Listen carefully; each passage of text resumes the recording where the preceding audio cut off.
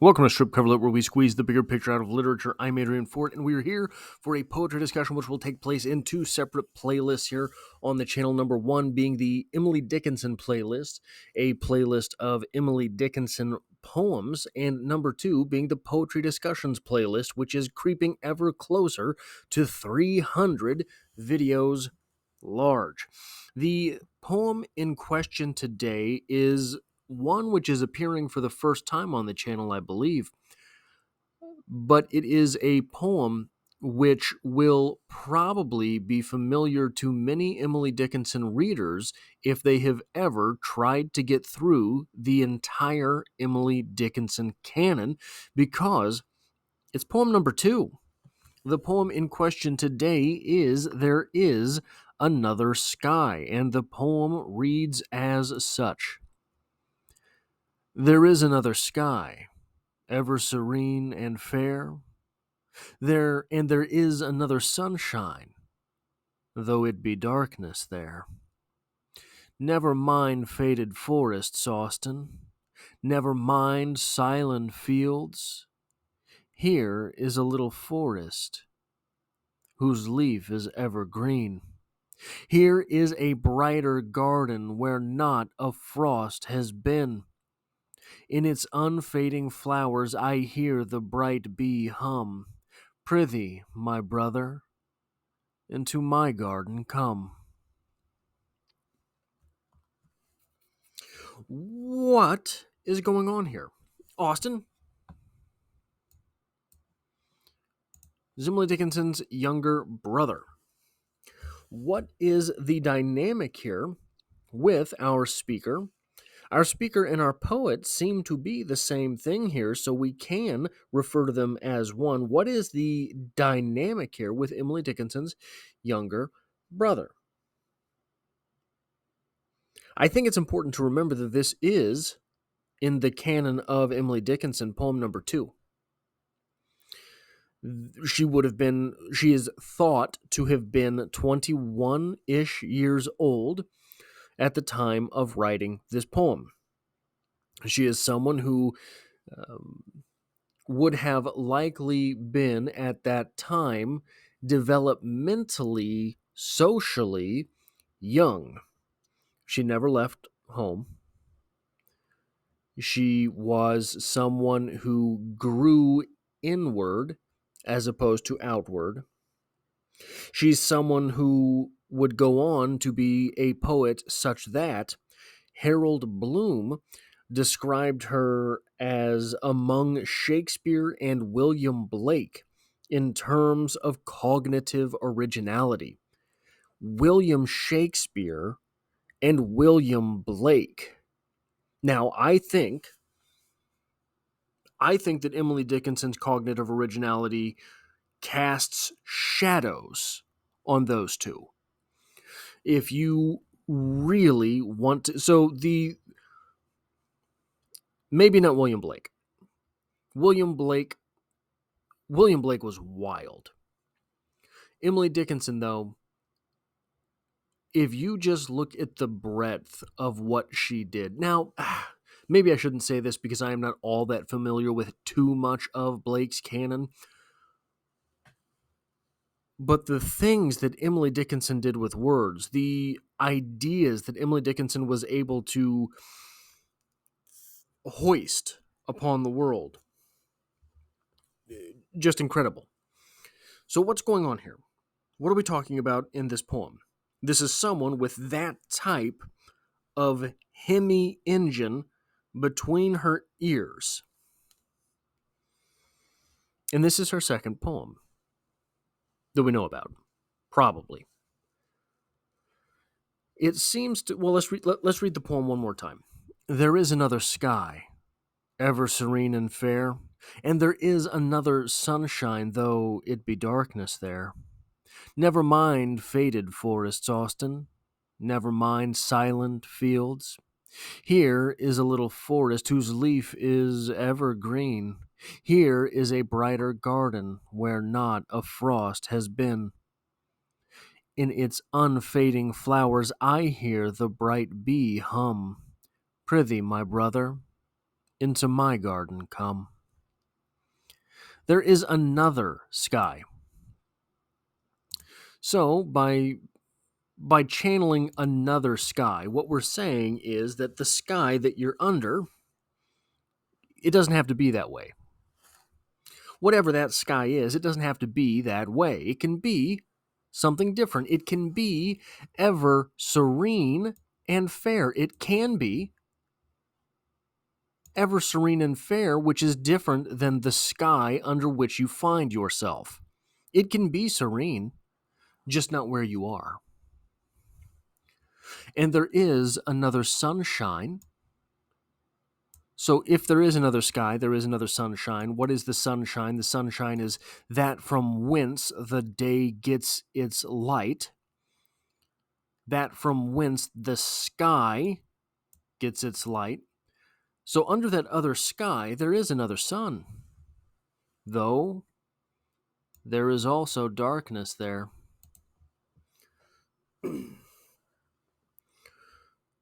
There is another place that you can go.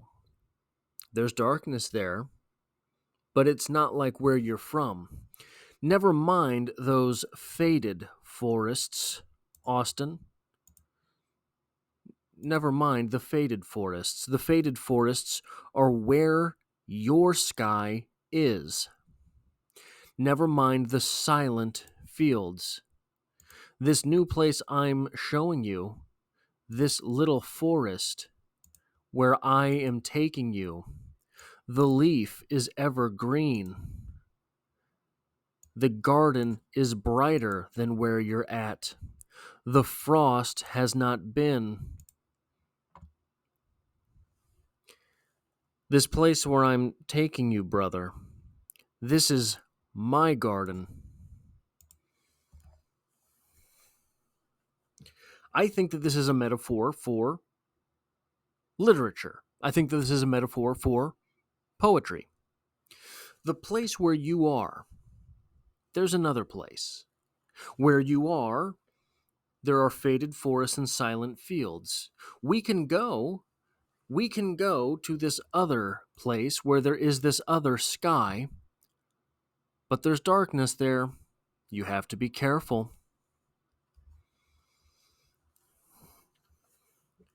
This seems to me as if Emily Dickinson. So here, I pulled this up. 21 Common Reactions to Trauma by Seth J. Gillihan on psychologytoday.com. Under the subheading, Avoiding Things Related to Trauma. The number 10 thing here, avoiding things related to the event. Sometimes we avoid people, places, or things related to our trauma because they trigger the painful memory. For example, we might avoid TV shows that remind us of the event. Other times, we might avoid things because they feel dangerous, like a section of the city where we were assaulted. It's common to want to avoid being in crowds after a trauma, even if the traumatic event wasn't caused directly by another person, such as an earthquake. We have, once traumatized, sometimes avoidant behavior.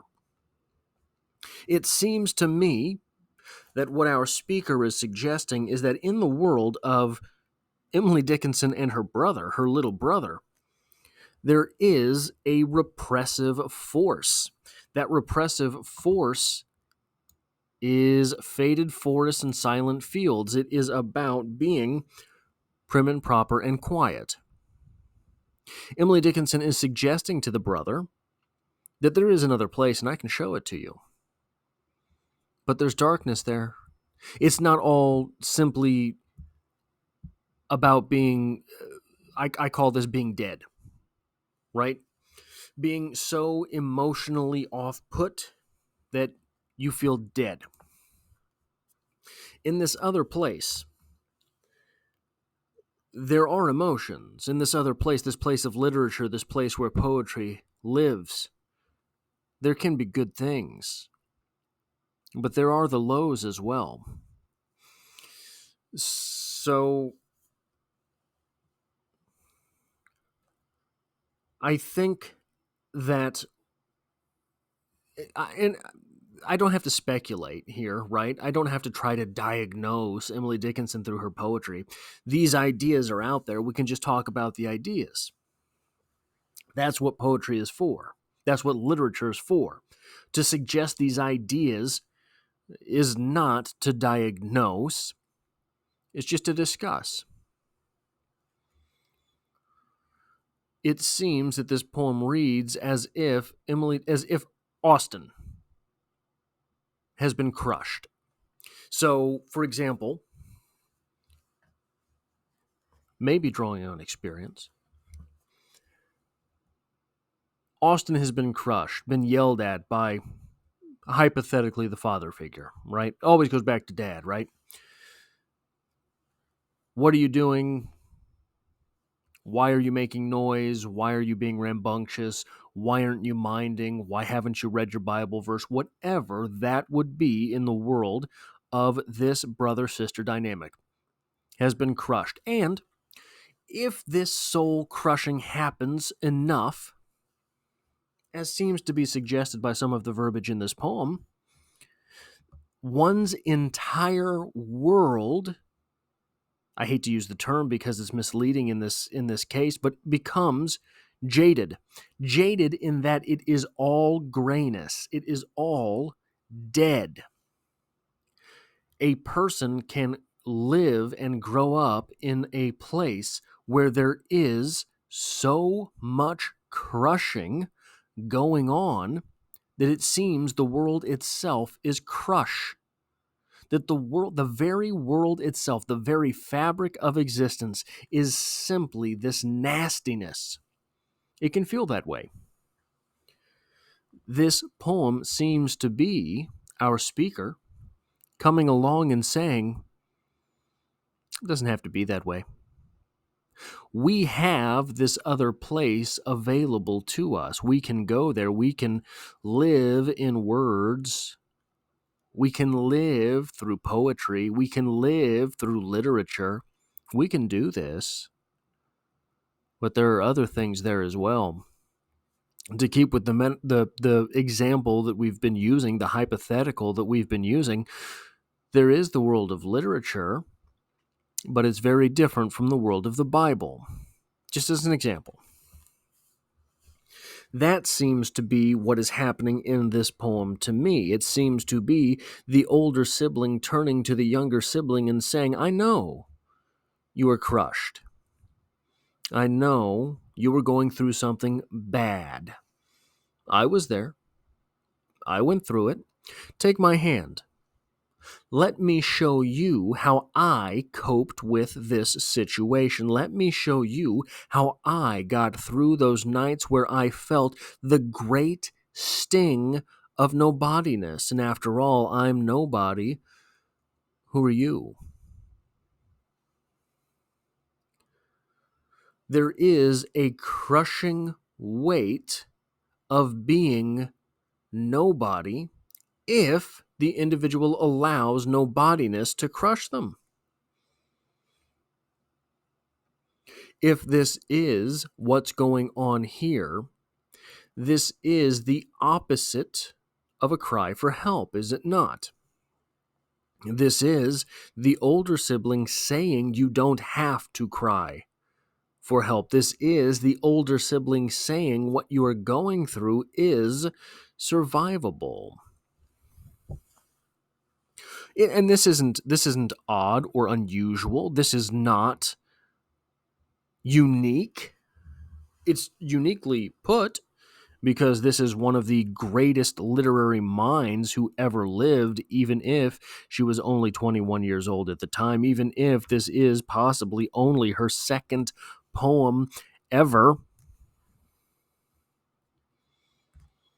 There was an actor when I was younger, Seth Green, plays, I think, Chris on Family Guy, was at one time poised to be one of the more popular comedic actors of his day. Never really took off, but regardless, one of the most profound things I've ever heard anyone say came from him. He said something to the effect of, I might not have this right over the years, extraordinary people never live ordinary lives. So, here we have the greatest, I would say, the greatest literary mind in American letters. I think that is bar none. The greatest literary mind in American letters. Coming from this place where at one point she had to reach out to her younger brother and say, I know you are crushed. All we have to do is create our own world. That is the circumstance for crafting genius. There are a lot of people who were crushed as children through one circumstance or another.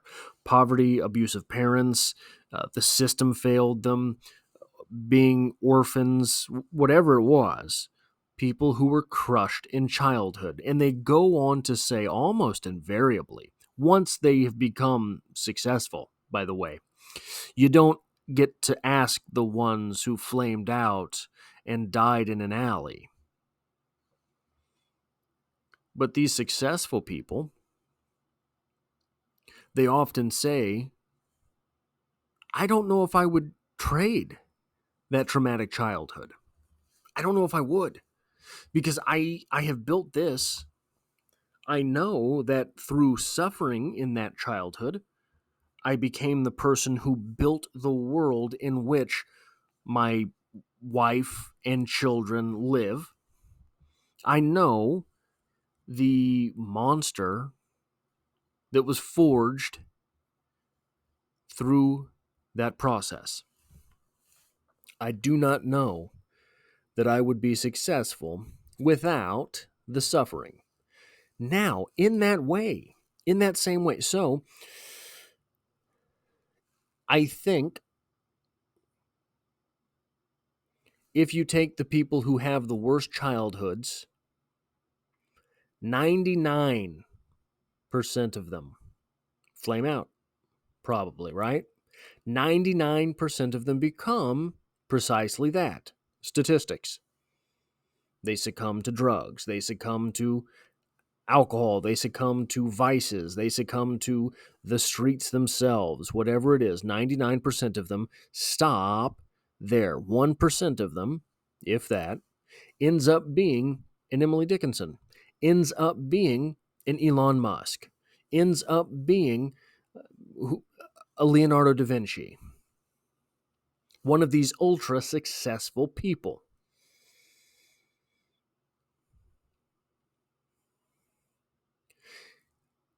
That's the same way it is to be creative.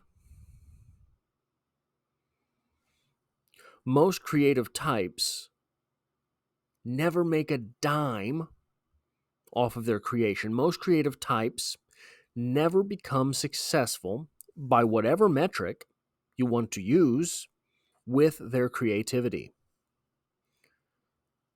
99 to 1 at best, right? We'll pretend that both of those statistics are so generous as 99 to 1.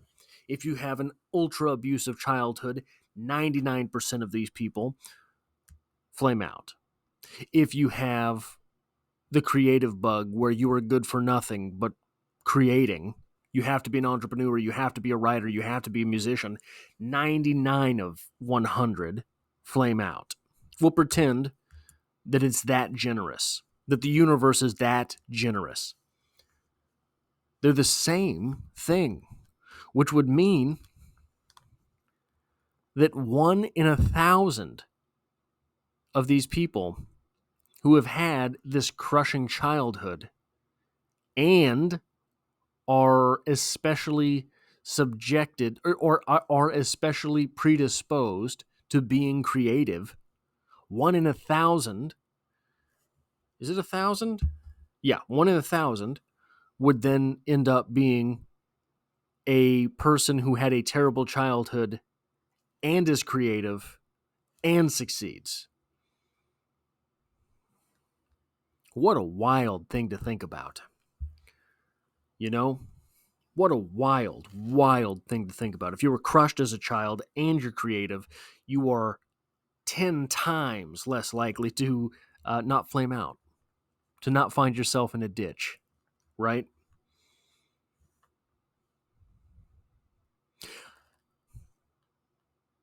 I think that's all I have for this one. Maybe we got somewhere, maybe we didn't.